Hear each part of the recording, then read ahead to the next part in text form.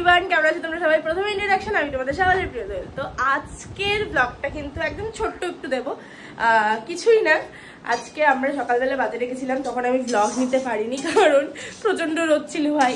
তাই জন্য দুজন মিলে মানে অনুকে বলেছিলাম ঘরে থাকতে, ও কোনো কাজ করেনি। ও এই যে বসে আছে, কাজ করেনি, এগুলোকে পরিষ্কার না। তুই কোনো কাজ করিসনি, কোনো পরিষ্কার না, সব করাই ছিল না। তো যাই হোক, তো পূর্বালি এখন রান্না করছে আমাদের জন্য। কি রান্না করছিস? আজকে আমরা দুপুরবেলা চিকেন খাবো, তাই ও আর আমি গিয়ে সকাল সকাল ঘুম থেকে উঠে বাজার টাজার করে নিয়ে এসেছি, কারণ বিকালে একটু আমরা ঘুরতে বেরোবো। কাজ ছিল, কাজটা আমাদের হয়ে গেছে তার জন্য।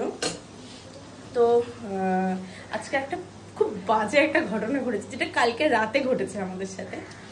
সেটা মানে আজকালকার জেনারেশনের বয়স্ক লোকেরা এত বাজে হয় না, জাস্ট কিছু বলার নেই আমার। মানে আমাদের জেনারেশনে যে ছোকরা ছেলেগুলো হয় তাদেরকেও হয়তো আমরা এতটা ভয় পাই না, আজকালকার বয়স্কদেরকে যতটা ভয় পায়।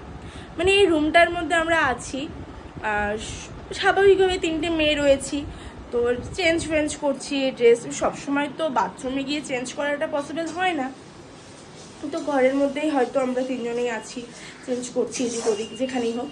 তো ফট করে কালকে রাত্রেবেলা আমাদের চোখে পড়ে যে একটা মানে ওর যে ভেন্টিলেটরটা আছে, এই ভেন্টিলেটর দিয়ে ওই পেছন থেকে, ওর পেছন থেকে একটা লোক তাকিয়েই আছে। মানে ওটা এখন বন্ধ করে দেওয়া হয়েছে। বলি একটু দিকে আয়,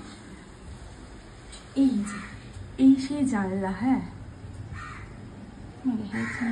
এই যে জানলাটা দিয়ে একজন এই ভেন্টিলেটর দিয়ে উকি মেরে মেরে দেখছিল। তো এই জানলাটা তো সাধারণভাবে বন্ধ করা ছিল। তো যাই হোক, তারপরে দেখতে পেয়ে আমরা লাইট টাইটগুলো জ্বালাই, গিয়ে মানে ওর যে ফ্ল্যাটের ওনার, তাকে আমরা বলি। সকালবেলা আমরা দুজন মিলে ওনার বাড়ি যাই, গিয়ে বলি। আর উনি রীতিমতো মিথ্যা কথা বলেন, উনি দেখেনি, কিন্তু ওনার বাড়িতে আর কেউ থাকেন না উনি ছাড়া আর কেউ থাকেন না। মানে ভাবুন আপনারা যে কতটা বাজে হতে পারে। ওনার হাঁটুর বয়সী আমরা। ওনার বক্তব্য হচ্ছে, তোমরা কেন জানলা খুলে রেখেছো? আরে ভাই, জানালা বন্ধই থাকে, আমি বেশিরভাগ টাইম বন্ধ রাখি, কারণ গ্রাউন্ড ফ্লোর, সেই জন্য আমি বন্ধই রাখি। ভেন্টিলেটর দিয়ে দেখা যাচ্ছে, ঠিক আছে।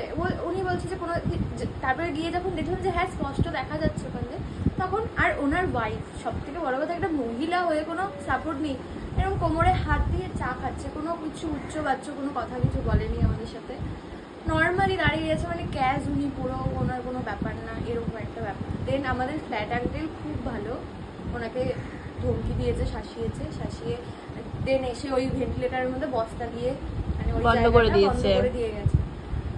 কি বলবো। আর যাই হোক, তোমরা যারা বাইরে থাকো তারা একটু সত্যি সাবধানে থেকো, কারণ মানে নিজের বাড়িতেও সাবধানে থেকো, কারণ সত্যিই আমরা তো জানি না আমাদের সাথে কখন কি হতে চলেছে, এগুলো জানার বিষয়ও না। তাই সবাই নিজেদেরকে নিয়ে একটু সেফটি থাকাটাই বেস্ট আমার কোথাও গিয়ে মনে হয়। তো আমরাও ভীষণভাবে সেফটি নিয়েই এখন থাকবো। তো যাই হোক, এরপরে পূর্বালি কেমন রান্না করছে সেটা কিন্তু তোমাদেরকে আমি খেয়ে দেখাবো, রিভিউ দেবো। সেই গন্ধ বেরিয়েছে মনা, সেরা গন্ধ বেরিয়েছে। খিদে পেয়ে গেল ভাই, তাড়াতাড়ি কর।